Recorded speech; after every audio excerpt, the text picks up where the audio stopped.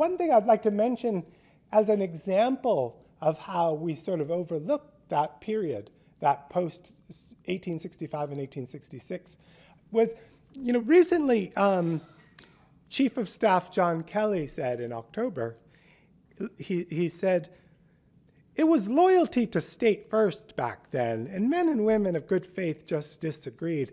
And it's sort of this sort of hedgy, well, we all didn't, no one knew what was going on.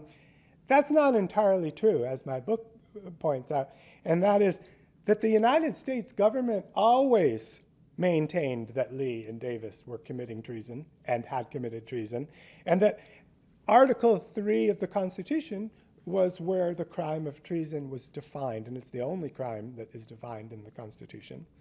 And that after the Civil War, the President of the United States, Andrew Johnson, the Chief Justice of the Supreme Court, Salmon Chase, the Attorney General of the United States, James Speed, and a federal judge in Virginia, John C. Underwood, all four of those men felt that treason had been committed and that the Confederate leaders needed to be punished. So I think we have to be careful of the both sides-ism when we think about the United States government's position on this. And I think that that's something that we're often forgetting.